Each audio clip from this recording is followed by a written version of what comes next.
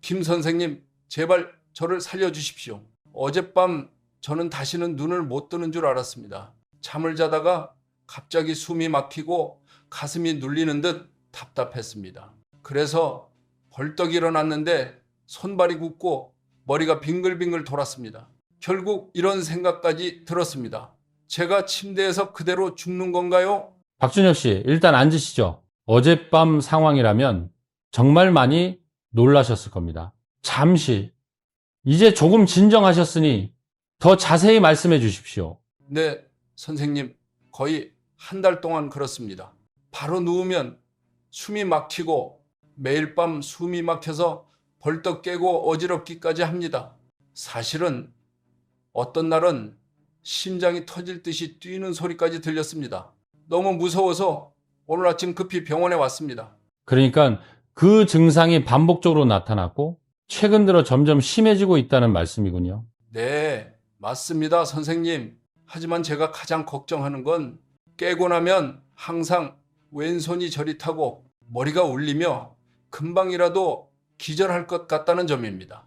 신문에서도 나이가 들수록 잠든 사이에 뇌졸중이 잘 온다고 해서 저도 그중 한 사람이 될까 두렵습니다. 박준혁 씨, 오늘 바로 오신 건 정말 잘하신 겁니다. 말씀하신 증상들은 절대 가볍게 볼 수 없습니다. 특히 잠든 동안 발생했다면 더더욱 주의해야 합니다. 사람들은 흔히 불면증이나 노화 때문이라고 생각하지만 사실은 잘못된 수면 자세나 밤 시간 습관이 심장과 뇌에 큰 부담을 줄 수 있습니다.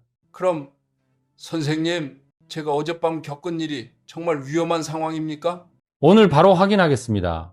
그러니 너무 걱정하지 마시고 제가 하나씩 차근차근 질문 드릴 테니 그대로 말씀해 주십시오. 먼저 잠들기 전의 습관부터 모두 말씀해 보십시오. 박준혁 씨, 지금부터 더 구체적으로 여쭙겠습니다. 잠자기 전에 무엇을 하십니까? 그리고 그 증상은 언제부터 시작됐습니까? 네, 처음에는 그냥 잠이 잘 안 오는 정도였습니다. 나이 때문이겠지 하고 넘겼습니다. 하지만 최근 2달 정도 아침마다 어지럽고 입이 바짝 마르고 심장이 빨리 뛰었습니다. 그리고 매일 밤 2~3번 정도 화장실을 가야 했습니다. 밤에 여러 번 화장실을 가는 증상 오래되었습니까? 네, 1년 넘게 그렇습니다. 예전에는 버틸만 했습니다. 하지만 최근에는 일어설 때마다 눈앞이 깜깜해지고 벽을 잡아야 걸을 수 있을 정도였습니다. 아내가 병원에 가보라고 했지만 괜찮겠지 하고 넘겼습니다. 그런데 어젯밤 같은 일이 생긴 겁니다. 잠들기 전에 물을 많이 마십니까? 네, 그렇습니다. 잠들기 전에 물 한 컵을 가득 마시는 습관이 있습니다. 저녁에 물을 마시면 뇌졸중을 예방한다고 들어서 계속 해왔습니다. 그 때문에 밤에 여러 번 깨셨을 가능성이 있습니다. 하지만 한 가지 더 여쭙겠습니다. 주로 어떤 자세로 주무십니까? 네, 저는 보통 바로 눕습니다. 예전부터 등이 편하고 숨쉬기 좋다고 생각해서 늘 바로 누웠습니다. 젊은 분들은 크게 문제 없을 수 있습니다. 하지만 60살 이상에서는 바로 눕는 자세가 기도를 압박하고 산소 공급을 떨어뜨리고 심장이 더 세게 뛰게 만듭니다. 그래서 어젯밤 같은 호흡 곤란이 생길 수 있습니다. 선생님, 사실은 아직 말씀 못 드린 게 있습니다. 가끔 자는 중에 왼쪽 몸이 갑자기 굳고 입이 몇 초 동안 삐뚤어지고 왼팔이 말을 안 들었던 적이 있습니다. 그때 저는 그냥 몸살이겠지 하고 주무르다가 다시 잠들었습니다. 박준혁 씨, 그건 몸살이 아닙니다. 그것은 일과성 허열 발작이라는 뇌졸중의 초기 경고 신호입니다. 그 상태를 계속 방치하면 진짜 뇌졸중 위험이 매우 빠르게 높아집니다. 특히 밤 시간대는 혈압과 심박수 변동이 크기 때문에 더 위험합니다. 선생님, 그럼 저는 지금 상당히 위험한 상태였던 겁니까? 맞습니다. 하지만 중요한 건 지금 병원에 제때 오셨다는 점입니다. 이제 우리는 밤 시간대 어떤 습관들이 심장과 뇌에 무리를 주고 있는지 확인할 것입니다. 주무실 때 코를 고십니까? 네, 아내가 제가 아주 크게 코를 곤다고 합니다. 가끔은 숨이 막힌 사람처럼 들린다고 하고 몇 초 동안 숨을 멈췄다가 갑자기 큰 숨을 내쉰다고도 합니다. 그것은 수면 무호흡의 신호입니다. 게다가 바로 누워 주무시니 기도가 더 쉽게 눌리고 산소가 갑자기 떨어질 수 있습니다. 나이가 들면 목과 혀 주변 조직이 더 쉽게 아래로 처져 호흡을 막기 때문입니다. 선생님, 저는 코 고는 게 그냥 흔한 일인 줄 알았습니다. 나이 들면 다 그렇게 코를 곤다고 생각했거든요. 생각하시는 것과 다릅니다. 큰 코골이와 무호흡은 절대 가벼운 문제가 아닙니다. 뇌졸중 위험을 몇 배까지 높일 수 있고 특히 잠든 동안은 더 위험합니다. 저는 밤늦게 저녁을 먹는 편입니다. 가끔은 10시 가까이 돼서야 식사가 끝나기도 합니다. 그리고 조금 쉬었다가 바로 잠이 듭니다. 늦은 저녁은 위가 계속 일하게 만들고 위산 역류를 유발해 눕는 순간 숨쉬기 더 어려워집니다. 게다가 소화기관이 밤새 과도하게 일하면 심장과 뇌가 쉬지 못해 심혈관 위험이 더 높아집니다. 이렇게 단순한 것들이 심장 건강에까지 영향을 줄 줄은 몰랐습니다. 박준혁 씨, 60살 이상에서는 몸이 훨씬 더 민감합니다. 밤에 작은 습관 하나도 심박수, 혈압, 혈액순환을 크게 흔들 수 있습니다. 몇 가지 더 여쭙겠습니다. 침실 온도를 보통 어느 정도로 맞추십니까? 잠에서 깬 뒤 너무 빨리 일어나십니까? 수면제를 사용하십니까? 네, 추울까봐 방을 따뜻하게 해둡니다. 그리고 화장실에 가려고 할 때 갑자기 벌떡 일어나는 편입니다. 수면제는 약국에서 산 가벼운 제품을 가끔 먹습니다. 지금 말씀하신 모든 것들을 합치면 잠들기 전 물을 많이 마시고 늦게 식사하고 바로 눕고 심하게 코를 골고 방을 따뜻하게 유지하고 갑자기 일어나고 수면제를 스스로 복용하고 이 모든 위험 요소들이 서로 작용해 수면 중 호흡곤란, 산소저하, 부정맥을 유발하고 결국 뇌졸중 위험을 크게 높일 수 있습니다. 선생님, 그럼 제가 매일 밤 하는 거의 모든 행동이 저를 해치고 있었다는 건가요? 모든 것이 위험한 것은 아닙니다. 하지만 그것들을 어떻게 하느냐가 문제입니다. 그리고 다행히도 모두 조정 가능하다는 점입니다. 이제 제가 아주 명확하게 설명드리겠습니다. 수면 자세, 물 섭취, 방 온도, 그리고 밤중에 일어나는 행동까지 왜 심장과 뇌에 부담을 주는지 각각의 기전을 하나씩 분석해 보겠습니다. 네, 선생님, 꼭 설명을 듣고 싶습니다.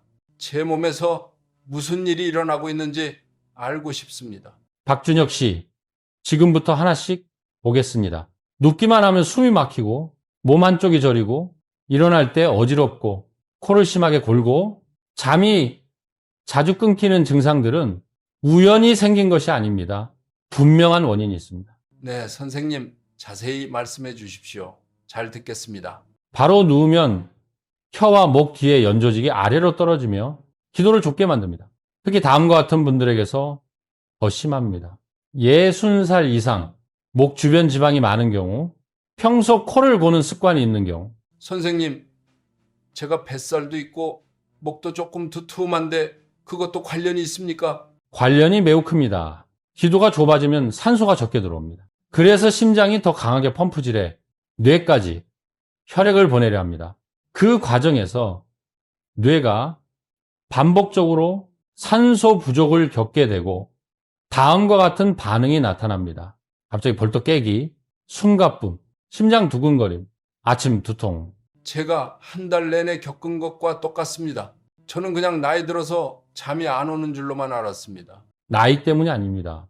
그건 경도 또는 중등도 수면 무호흡의 전형적인 증상입니다. 선생님, 수면 무호흡은 정말 위험한 병인가요? 방치하면 다음과 같은 위험이 생깁니다. 수면 중 혈압 급상승, 부정맥, 혈전 형성, 밤 시간대 뇌졸중 위험 증가. 그럼 제가 느끼던 숨이 멈춘 느낌, 그게 진짜였던 건가요? 착각이 아니라. 맞습니다. 그리고 그때마다 몸이 스스로 깨워 산소 부족에서 벗어나도록 도와준 것입니다. 만약 몸이 깨우지 못했다면 더 큰 사고가 생길 수도 있었습니다. 코골이는 좁아진 기도를 공기가 지나가면서 연조직이 떨릴 때 나는 소리입니다. 큰 코골이 더하기 간헐적 무호흡은 기도가 반복적으로 막힌다는 명확한 신호입니다. 아내가 그러는데 제가 통나무 켜는 소리처럼 큰 코를 곤다고 합니다. 그러다 몇 초 동안 조용해졌다가 갑자기 크게 숨을 내쉰다고 했는데 그게 제가 숨을 멈춘 순간인가요? 맞습니다. 무호흡이 오면 혈중 산소가 아주 빠르게 떨어집니다. 그러면 심장이 강하게 자극받아 급히 혈액을 밀어 넣으려 합니다. 그 과정에서 부정맥, 혈관 수축, 뇌 산소 부족이 발생합니다. 선생님, 그래서 제가 아침마다 어지러운 건가요? 맞습니다. 밤새 뇌에 산소가 부족했기 때문에 아침에 어지러움이 나타나는 것입니다. 말씀하신 증상들, 왼손 저림, 입이 몇 초 비뚤어짐. 이것은 TIA의 전형적 신호입니다. TIA, 그게 무엇인가요? 일과성 허혈 발작입니다. 뇌에 혈액이 몇 초 동안 부족했다가 다시 돌아오는 상태죠. 일종의 경고음입니다. 원인을 해결하지 않으면 진짜 뇌졸중 위험이 크게 높아집니다. 그럼 저는 거의 뇌졸중을 당할 뻔한 건가요? 그렇게 말할 수도 있습니다. 하지만 다행히도 그 허혈 상태가 오래 지속되지 않았습니다. 그리고 원인은 수면 자세와 밤 시간대 습관과 깊이 관련되었습니다. 선생님, 저는 아직 잘 이해가 되지 않습니다. 많은 사람들이 잠들기 전에 물을 마시면 뇌졸중을 예방한다고 하던데요. 그건 흔한 오해입니다. 연세가 있는 분들이 밤에 물을 많이 마시면은 여러 번 화장실을 가야 하고 갑자기 일어나면서 혈압이 떨어지고 넘어질 위험이 생기고 깊은 수면 주기가 깨집니다. 맞습니다. 제가 일어날 때마다 눈앞이 깜깜해집니다.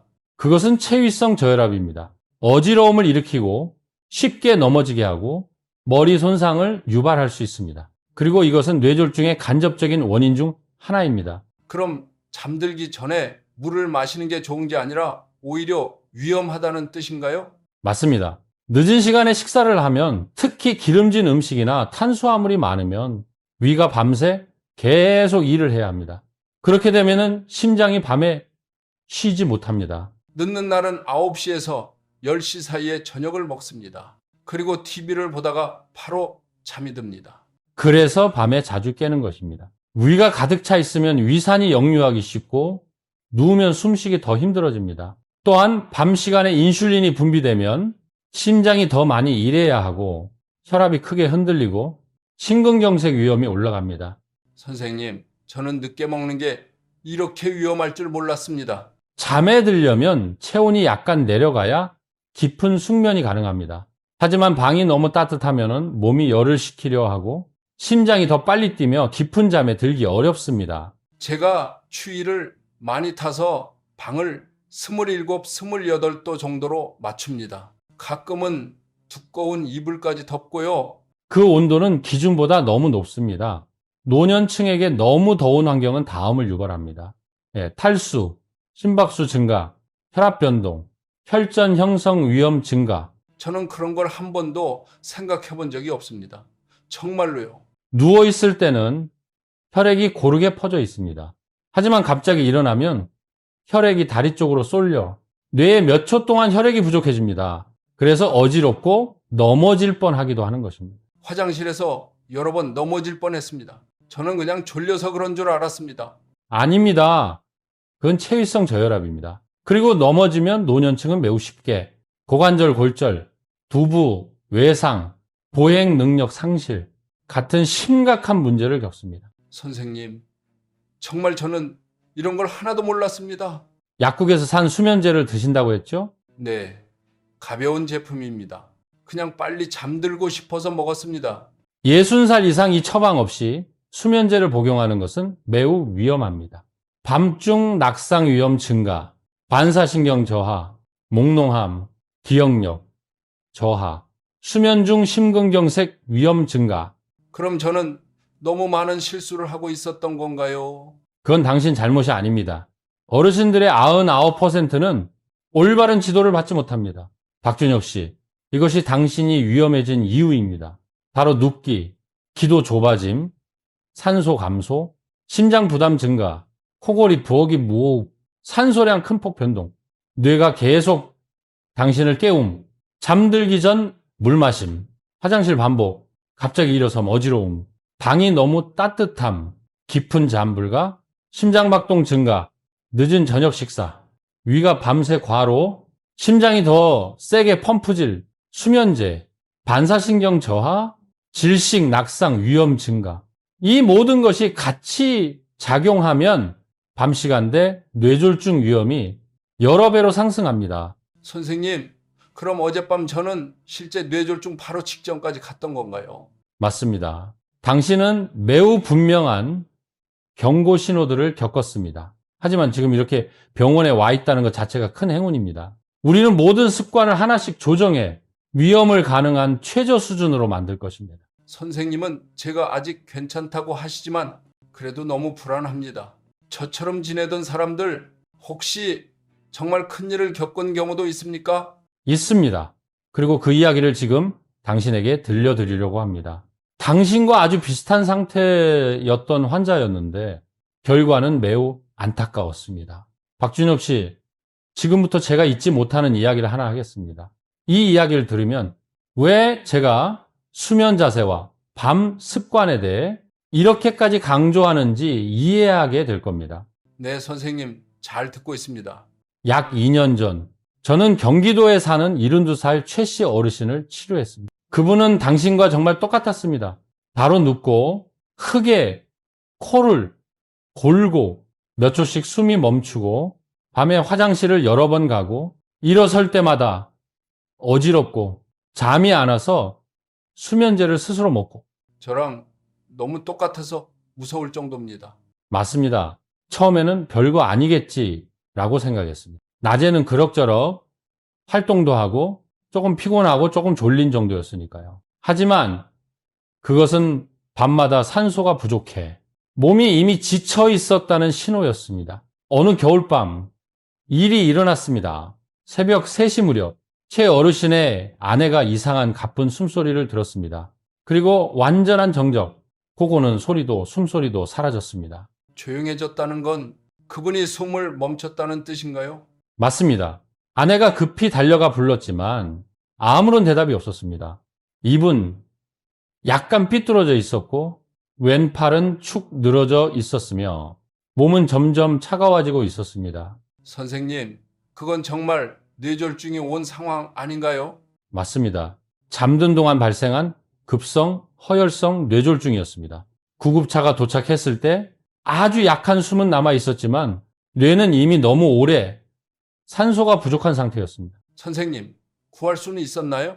응급실로 옮겨 치료를 받았지만 손상이 너무 컸습니다. 생명은 구할 수 있었지만 더 이상 걸을 수 없었고 문장을 끝까지 말할 수도 없었으며 완전히 가족의 돌봄에 의존해야 했습니다. 잠자는 자세가 잘못됐다는 이유로 작은 신호들을 가볍게 여겼다는 이유로 이런 일이 생긴 건가요? 맞습니다. 코골이는 흔한 일이다. 잠들기 전에 물 마셔도 괜찮다. 오늘은 피곤하니 그냥 눕자. 이렇게 가볍게 생각한 것들이 노년층에게는 서로 작용하며 잠든 사이 폭발할 수 있는 일종의 시한폭탄이 됩니다. 더 안타까운 사실은 사고가 나기 전날까지 최 어르신도 당신과 똑같은 증상을 겪었다는 점입니다. 몸 한쪽에 일시적 저림, 바로 누우면 숨이 막힘, 깨자마자 심장이 세게 꽝, 밤에 2-3번 화장실, 아침 두통과 피로감. 저랑 똑같네요. 증상 하나하나까지. 맞습니다. 가족들도 병원에 가보라고 그랬습니다. 하지만 그는 이렇게 생각했습니다. 나이 들면 다 그렇지. 코도 골 수 있지. 그렇게 해서 뇌졸중을 막을 수 있는 황금 같은 기회를 놓쳤습니다. 선생님, 제가 오늘 병원에 오지 않았다면 저도 그런 상황이 될 수 있었던 건가요? 박준혁 씨, 미래에 무슨 일이 일어날지 정확히 예측할 수는 없지만 당신의 증상들을 보면 위험이 실제로 존재하는 것은 분명합니다. 하지만 오늘 오신 건 정말 잘한 결정입니다. 아직 바꿀 시간은 충분합니다. 선생님, 정말 무섭습니다. 최 어르신 이야기를 듣고 나니 제가 지금 갈림길에 서 있는 느낌입니다. 저 나아질 수 있을까요? 물론 가능합니다.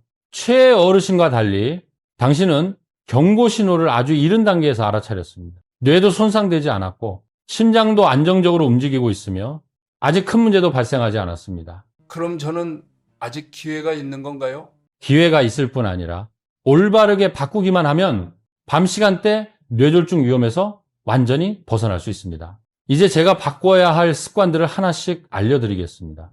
수면 자세, 물 마시는 방법, 저녁 식사 시간, 방 온도, 밤중에 일어나는 방법, 그리고 불필요한 수면제 중단까지. 네 선생님, 한 단계씩 알려주십시오. 저는 제대로 해보고 싶습니다.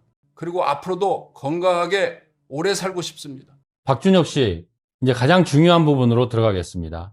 오늘부터 어떻게 위험을 줄이고 몸 상태를 개선할 수 있는지 제가 각 습관을 자세히 설명드릴 테니 그대로 따라하기만 하면 됩니다. 네 선생님, 들을 준비가 됐습니다. 구체적으로 설명해 주십시오. 첫 번째, 그리고 가장 중요한 것은 더 이상 바로 누워 자지 않는 것입니다. 60살 이상에게 가장 좋은 자세는 옆으로 누워 자는 것입니다. 왼쪽이든 오른쪽이든 상관없습니다. 좀 여쭤보기 민망한데요. 옆으로 누우면 코골이도 줄어드나요? 네, 그렇습니다. 옆으로 누우면은 기도가 더 넓어지고 혀와 연조직이 아래로 쳐져 기도를 막는 것을 막아줍니다. 숨쉬기 훨씬 편해지고 심장 부담도 줄어듭니다. 하지만 선생님, 저는 60년 동안 바로 누워 잤습니다. 혹시 자다가 다시 바로 눕게 되면 어떻게 하나요? 예, 괜찮습니다. 많은 분들이 그런 어려움을 겪습니다. 긴 바디필로우를 등을 받치도록 두어 다시 돌아눕지 않게 할 수 있습니다. 또는 작은 베개를 무릎 사이에 끼워 골반을 고정해도 됩니다. 몸은 점차 익숙해집니다. 물을 마시는 것은 그대로 하되 언제 마시느냐가 중요합니다. 아침에 충분히 마시기 바랍니다. 하루 종일 조금씩 나누어 마시기, 16시 이후부터는 양 줄이기, 잠들기 2시간 전에는 많이 마시지 않기. 선생님, 그런데 밤에 너무 목마르면 어떻게 하나요? 목이 마르면 작은 모금만 드십시오. 컵 한 잔을 그대로 마시면 안 됩니다. 컵 한 잔만 마셔도 밤에 2-3번 깨어 화장실을 가야 하고 수면이 끊기며 체위성 저혈압 위험이 올라갑니다. 네, 알겠습니다. 오늘부터는 잠들기 전에 물 한 컵을 마시는 습관을 고치겠습니다. 여러 습관 중에서도 늦은 저녁 식사는 특히 중요합니다. 오늘부터는 이렇게 해보세요. 저녁은 18시 반 이전 튀김, 기름진 음식, 붉은 고기, 매운 음식 피하기, 수프, 묽은 죽, 생선, 찐 채소 같은 소화 잘 되는 음식 위주로 먹기. 선생님, 제가 퇴근이 늦어서 8시에 먹는 날은 어떻게 해야 하나요? 먹어도 됩니다. 하지만 반드시 가볍게 드십시오. 사과 1개, 무가당 요거트 하나, 작은 수프 1그릇 정도로 충분합니다. 가장 중요한 건 먹고 바로 눕지 않는 것입니다. 저는 식사하고 바로 누워서 TV를 보곤 했는데 이제 그 습관을 고쳐야겠네요. 노년층에게 가장 적합한 침실 온도는 18스무도입니다. 너무 덥지도 너무 따뜻하지도 않아야 합니다. 그런데 선생님, 제가 발이 차서 방을 너무 차갑게 하면 걱정됩니다. 얇은 양말을 신거나 가벼운 이불을 덮으면 됩니다. 중요한 건 당신이 지금처럼 방을 27, 28도로 두면 안 된다는 겁니다. 너무 더우면 심장 박동이 빨라지고 탈수가 오고 깊은 잠에 들 수 없습니다. 네, 이제 알겠습니다. 뇌졸중을 피하려면 약간 서늘한 게 너무 더운 것보다 훨씬 좋군요. 맞습니다. 깊은 잠에 들기 위해서는 체온이 내려가야 합니다. 그 깊은 잠이 뇌를 보호합니다. 절대로 갑자기 벌떡 일어나면 안 됩니다. 오늘부터는 반드시 이 4단계를 지키세요. 잠에서 깬다. 10초 동안 그대로 눕기. 손으로 짚고 천천히 앉기. 발목 돌리고 발가락 움직이기.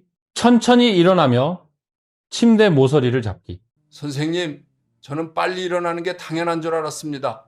젊은 사람들은 괜찮을 수 있습니다. 하지만 노년층에게 그 동작은 어지러움과 낙상을 유발할 수 있습니다.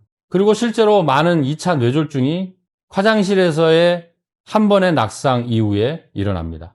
세상에 제가 아직 한 번도 넘어지지 않은 게 다행이네요. 잠을 빨리 깊게 자고 싶다면 이렇게 해보십시오. 잠들기 30분 전 따뜻한 물로 샤워, 카모마일, 패션플라워 차 마시기, 478 호흡법, 4초 들이마시고 7초 멈추고 8초 내쉬기, 잠들기 1시간 전 휴대폰 끄기, 잔잔한 음악 듣기. 선생님, 그럼 수면제는 바로 끊어야 하나요? 갑자기 끊을 필요는 없습니다. 서서히 줄이면 됩니다. 그리고 절대 스스로 용량을 늘리면 안 됩니다. 통제되지 않은 수면제는 반사신경을 떨어뜨리고 낙상과 질식 위험을 높입니다. 네, 선생님 말씀대로 하겠습니다. 이제 제가 한 가지 이야기를 해드리겠습니다. 당신에게 희망이 될 이야기입니다. 네, 말씀해 주십시오, 선생님. 제가 예전에 치료했던 66살 환자가 있습니다. 그분도 당신처럼 코를 크게 골고 수면 무호흡이 있었습니다. 어느 날 밤 거의 20초 동안 숨이 멈췄고 가족들이 급히 병원에 데려왔습니다. 하지만 조기에 발견하고 오늘 제가 알려드린 것처럼 수면 자세와 밤 습관을 바꾼 덕분에 석 달 후 상태가 크게 호전됐습니다. 코골이 80% 감소, 밤중에 깨는 일이 사라짐, 혈압 안정, 아침 기상 시 맑은 의식. 선생님, 그러면 나이가 들어도 충분히 회복할 수 있다는 말인가요? 물론 가능합니다. 그분이 했던 말이 아직도 기억납니다. 잠들기 전 몇 가지만 바꿨을 뿐인데 내 낮 시간이 완전히 달라졌습니다. 선생님 말씀을 들으니 마음이 한결 놓입니다. 저도 그렇게 되고 싶습니다. 당신도 그렇게 될 수 있습니다. 오늘 밤은 세 가지만 지켜보세요. 옆으로 자기, 물 많이 마시지 않기, 방 온도 19, 20도 유지하기. 내일 아침 바로 변화가 느껴질 겁니다. 일주일 계획을 드리겠습니다. 하루 이틀째 옆으로 자기 연습, 저녁물 섭취 줄이기, 늦은 저녁 식사 중단, 사흘 나흘째, 방 온도 조절, 잠 전 전자기기 사용 제한, 화장실 다녀온 후 미끄럼 방지 슬리퍼 착용, 닷새 엿새째, 매일 밤 478 호흡법, 잠 전 따뜻한 차 한 잔, 밤중에 깼을 때 4단계 안전 기상법 적용, 7째 날, 일주일 변화 기록, 어려운 부분 조정. 다음과 같은 증상이 나타나면 즉시 병원에 오셔야 합니다. 얼굴, 팔 한쪽에 저림 또는 힘 빠짐, 말이 어눌해지거나 입이 비뚤어짐, 갑작스럽고 심한 어지러움, 복시 또는 시야 흐림, 수면 중 비정상적인 심박급증, 지속되는 호흡곤란. 네, 선생님, 꼭 유의하겠습니다. 박준혁 씨 오늘 정말 잘하셨습니다. 이제 기억하기 쉽도록 핵심만 정리해드리겠습니다. 네, 선생님, 하나도 놓치지 않고 정확히 따라하고 싶습니다. 기억하기 쉽게 수면 중 뇌졸중 위험을 줄이는 5가지 핵심을 정리하겠습니다. 수면 자세, 옆으로, 자기, 바로 눕는 자세는 기도를 막아 위험, 이물 섭취 타이밍, 낮에 고르게 마시고 16시 이후에는 크게 줄이기, 잠전 과다 음수 금지, 삼저녁 식사, 일찍 가볍게 먹기, 기름진 음식 피하기, 먹고 바로 눕지 않기, 방온도 숙면, 침실은 18, 20도 유지, 너무 따뜻한 방, 금지 깊은 잠을 방해함, 야간 이동, 갑자기 일어나지 않기, 천천히 앉기, 발가락 움직이기, 그 다음 일어나기. 이 5가지만 지켜도 밤 시간대 뇌졸중 위험을 크게 낮출 수 있습니다. 선생님, 정말 감사합니다. 전에는 그냥 불면증이겠거니, 나이 탓이겠거니 했는데 이제 원인을 확실히 알았고 무엇을 해야 할지도 알게 됐습니다. 이제 정말 마음이 놓입니다. 그게 제가 바라는 바입니다. 당신의 건강은 약보다 잠들기 전의 생활 습관에 더 크게 좌우됩니다. 오늘 이미 첫걸음을 내디뎠고 앞으로 꾸준히만 하면 지금보다 훨씬 건강하고 맑은 상태로 돌아올 수 있습니다. 네, 선생님 말씀대로 꼭 실천하겠습니다. 저에게 바뀔 기회를 주셔서 감사합니다. 걱정하지 마십시오. 조금이라도 이상한 증상이 있으면 바로 병원에 오시면 됩니다. 이제 귀가하셔서 푹 쉬고 오늘 밤부터 옆으로 누워 주무세요. 시청해 주셔서 감사합니다. 영상이 도움이 되셨다면 좋아요와 구독을 눌러주시고 주변의 어르신들께 꼭 공유해 주십시오. 많은 분들이 수면 중 뇌졸중 위험을 피할 수 있습니다. 심장 건강과 생활 습관에 관한 다음 영상에서 뵙겠습니다.